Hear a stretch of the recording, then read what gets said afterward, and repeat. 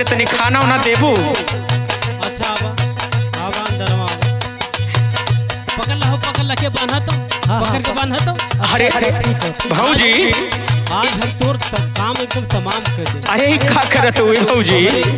रास्ते के कांटा बनल हवा तो। अच्छा कौन गलती भइल भौजी?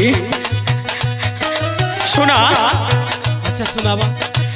अरे कमनऊ गलतिया हमरो, अरे कमनई गलतिया हमके दे तू ना बताई, काहे का पपिनिया बनलू भौजाई, काहे का पपिनिया बनलू भौजाई, काहे का पपिनिया बनलू भौजाई। हे कमनऊ गलतिया हमरो, हे कमनऊ गलतिया हमरो दे तू ना बताई, काहे का पपिनिया बनलू भौजाई, काहे का पपिनिया बनलू भौजाई, काहे का पपिनिया बनलू भौजाई।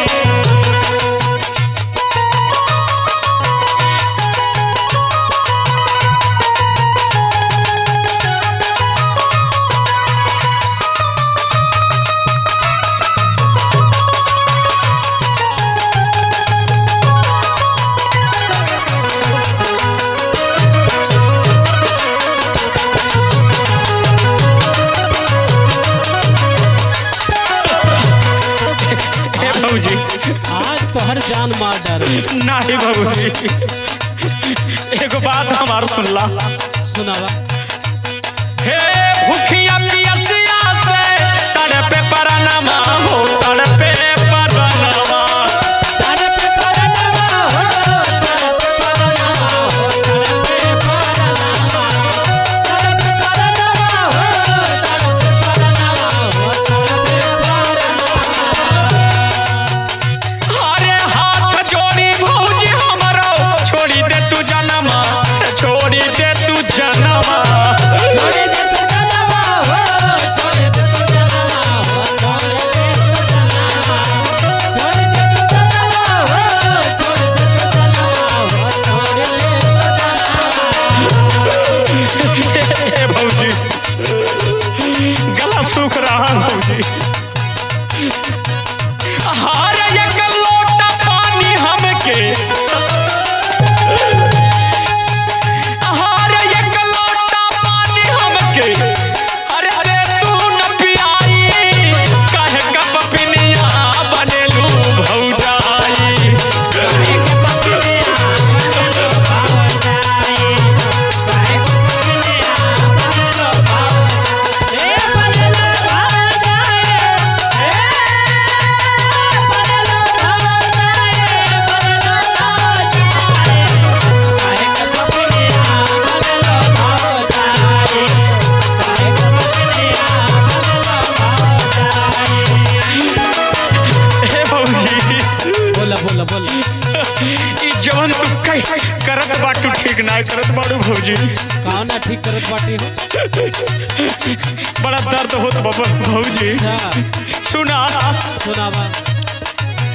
अपने यारवा से नहिया लगवलू हो, नहिया लगवलू, नहीं अलगवलो हो, नहीं अलगवलो हो, नहीं अलगवलो, नहीं अलगवलो हो, नहीं अलगवलो हो, नहीं अलगवलो।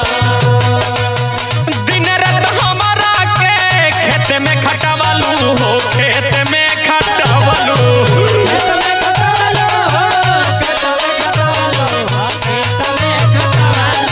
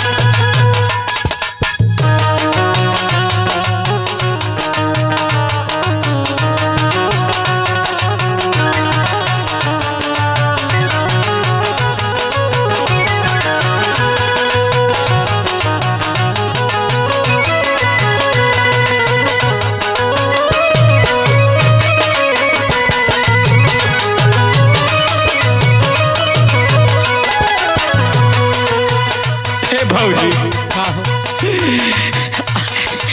ये आखिरी विनती हमार बहू वो सुनाला आज तो पहुंचे जाई एक बार हाँ भौजी बानी लाचार भौजी करी का जतनिया हो करी का जतनिया करे का जतनिया हो करे का जतनिया हो करे का जतनिया करे का जतनिया हो करे का जतनिया हो करे का जतनिया